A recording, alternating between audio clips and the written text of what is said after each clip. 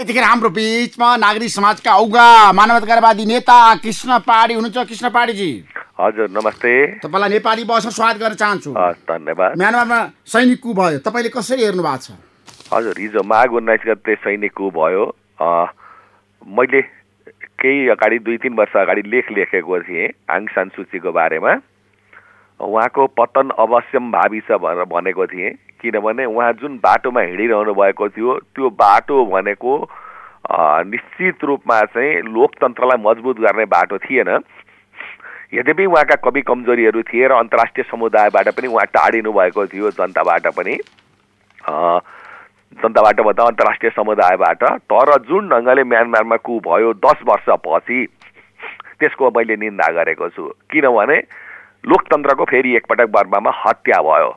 त्यो हत्यालाई कुनै पनि कोणबाट जायज ठहर्याउन सकिँदैन। सैनिक कु भयो, तर के बुझ्नुपर्छ भने शासकहरू मतलब के भने चाहिँ जसरी सत्तामा टाँसिन चाहन्छन् आफ्नो आदर्शलाई तिलाञ्जली दिएर, त्यसले यस्ता कुहरूलाई चाहिँ मतलब के भने वैधता प्रदान नगरे तापनि मौका छोपिरहेकाहरूलाई चाहिँ झ्याप पार्नको लागि चाहिँ कहिलेकाहीँ अवसर प्रदान गर्छ। त्यसैले बर्माको सैनिक कु लोकतन्त्रको हत्या हो एकातिर, र त्यो निन्दनीय छ। कुनै पनि कोडबाट त्यसलाई जायज ठहराउन सकिँदैन। तर नैतिक रूपमा चाहिँ फेरि आङ सान सुची पतन भइसकेको थियो उहाँको, किनभने रखाइनमा जुन हत्या भयो, नरसंहार भयो त्यहाँका चाहिँ मतलब केही एउटा अल्पसंख्यक जातिहरूको, त्यो चाहिँ आफैमा एउटा मानवता विरुद्धको अपराध थियो। होइन, बर्मामा सैनिक कु भइसकेपछि जताततैबाट निन्दा भएको छ। अन्तर्राष्ट्रिय समुदायले पनि एकदम कडा रूपमा निन्दा गरेको छ। सुन्नुहोस् है कृष्ण पहाडीजी, तपाईँको चाहिँ निष्कर्ष अहिलेको अवस्थामा आङ सान सुकीकै कारणले त्यहाँ कु भएको हो त? होइन होइन, त्यहाँ कुको एउटा चाहिँ कुसंस्कार विद्यमान छ। त्यहाँ चाहिँ बर्माको जुन सामरिक अवस्था छ त्यसका कारणले छिमेकीहरूको चाहिँ जुन भूमिका छ त्यो पनि शङ्कास्पद छ। त्यसैले म यति मात्रै निवेदन गर्दछु, लोकतन्त्र जहिले पनि संस्थागत हुनुपर्छ। लोकतन्त्रको विकल्प खोजिनु हुँदैन। जनता नै अन्तिम सत्य हुन्, तर त्यहाँ सेना नै अन्तिम सत्य हुन् भन्ने मान्यता फेरि एकपटक स्थापित गर्ने प्रयत्न भएको छ। त्यसैले बर्मा फेरि एकपटक एउटा दुश्चक्रको शिकार भएको छ। बर्माका जनताले फेरि दुःख पाउनेछन्। त्यसैले यो अवस्थामा म यति मात्रै निवेदन गर्छु, शासकहरूले पाठ सिक्नु पर्दछ।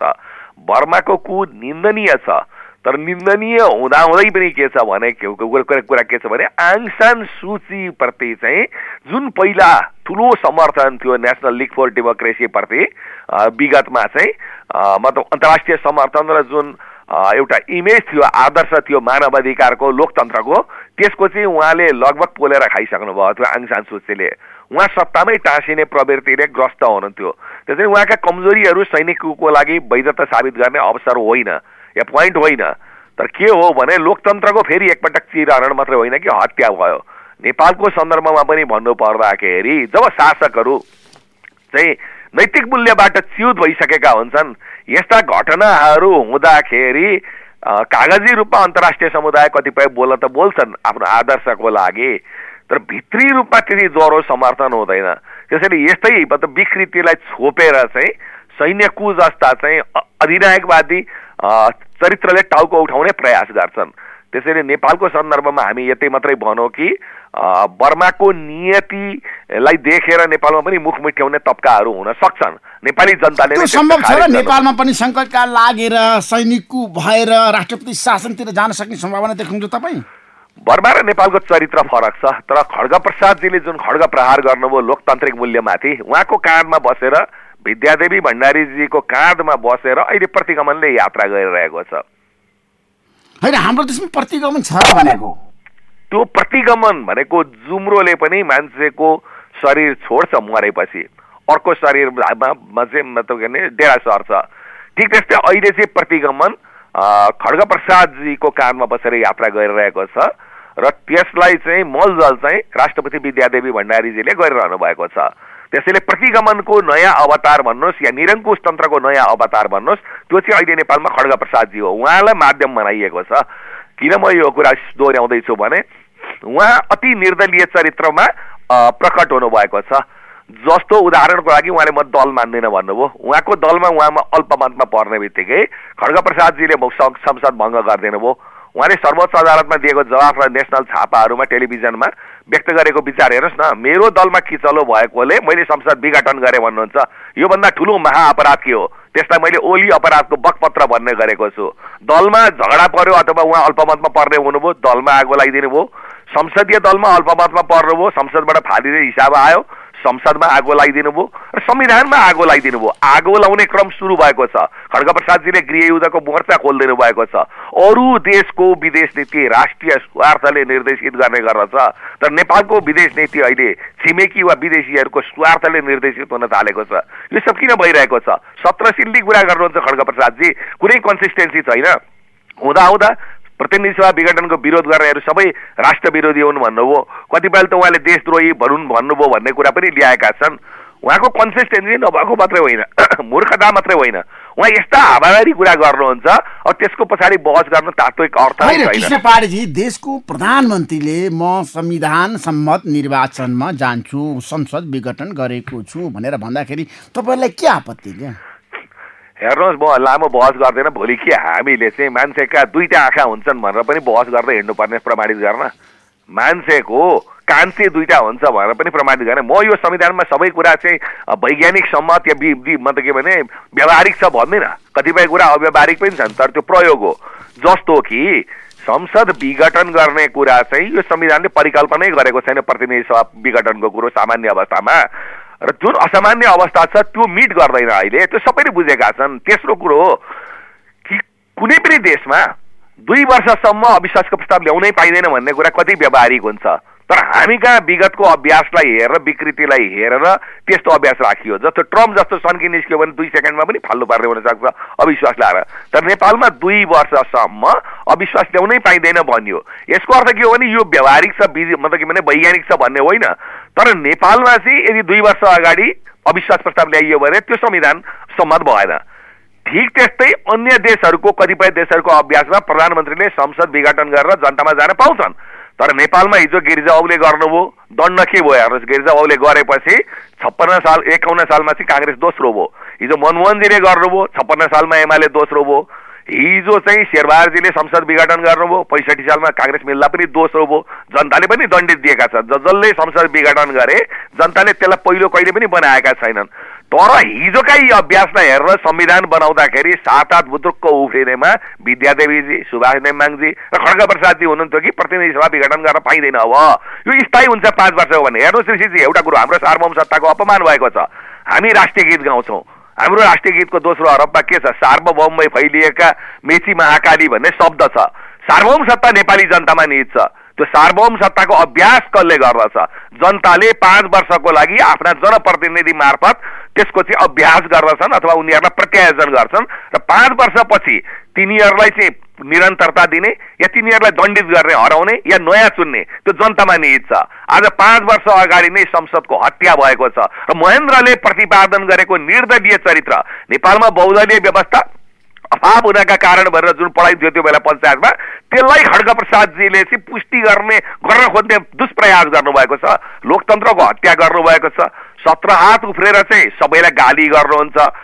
उहाँले संयम गुमाइसक्नु भएको छ। होइन कृष्ण पहाडेजी, मेरो प्रश्न कहाँनिर भन्दाखेरि अहिलेको अवस्थामा प्रधानमन्त्रीले संसद विघटन गर्नुभयो र बहुमतको सरकारले प्रतिसभा विघटन गर्न पाउने कि नपाउने भन्ने बहस जारी छ। यो अवस्थामा सुन्नुहोस् है, अब जनतामा जान्छु भनेर प्रधानमन्त्रीले भनिसक्नु भएको छ, निर्वाचनको मिति पनि तोकिसक्नु भएको छ र जनतामा जानु अहिलेको आवश्यकता र बाध्यता होइन प्रधानमन्त्रीलाई। हेर्नुहोस्, जनतामा जानुपर्छ, चुनाव हुनुपर्छ भने त्यो खड्गप्रसादजीले कसैलाई सिकाइराख्नु पर्दैन। तर जनतामा जानु अगाडि यो संवैधानिक छ कि असंवैधानिक छ? उहाँहरूले बनाएको संविधानमा प्रश्न त्यो हो। यो संविधान व्यावहारिक छ कि छैन, वैज्ञानिक छ कि छैन, प्रश्न त्यो होइन। संविधानमा लेखेको के छ? सर्वोच्च अदालतको काम संविधानको व्याख्या गर्ने हो, संविधान संशोधन गर्ने होइन। त्यस्तै गरेर संसदको काम संविधान अथवा कानुन बनाउने हो या संशोधन गर्ने हो, तर त्यसको व्याख्या गर्ने होइन। खड्गप्रसादजीको कुरोमा आपत्तिजनक कुरा के हो भने उहाँको कुरामा कुनै कन्सिस्टेन्सी छैन। उहाँ 17 सिल्ली कुरा गर्नुहुन्छ। त्यसैले अनावश्यक बहसमा देश अल्मलिएको छ। यद्यपि यो अदालतमा विचाराधीन छ, अदालतले यसको निर्गौल गर्नुपर्दछ। म अदालतको बारेमा केही पनि भन्न चाहन्न, तर आफैलाई कलङ्कित गर्ने र सामाजिक रूपमा बहिष्कृत गर्ने काम कसैले पनि गर्ने छैनन् भन्ने मेरो विश्वास छ। उहाँले चुनाव गर्नुहुन्छ वैशाखमा, चुनाव गर्नको लागि जसले सम्पत्ति शुद्धिकरण विभाग आफ्नो मातहतमा ल्यायो प्रधानमन्त्री हुने बित्तिकै, जसले राजस्व अनुसन्धान ल्यायो, जसले चाहिँ राष्ट्रिय अनुसन्धान विभागलाई आफ्नो मातहतमा ल्यायो, तपाईँ मिडियाका मान्छेहरूलाई 5 देखि 15 वर्षसम्म थुन्न सक्ने गरी जसले मिडिया विधेयक ल्यायो, जसले म जस्ता नागरिकको टेलिफोन टेप गर्ने गरी चाहिँ टेलिफोन ट्यापिङ विधेयक ल्यायो, यो त खड्ग प्रसादजीको यो कुकरमा माता पुष्पकमलजी, माधवजी शेरवारजी जो थपडी पड्काएर हिँडेको पनि उहाँहरूले रोक्न सक्नु भएन नि।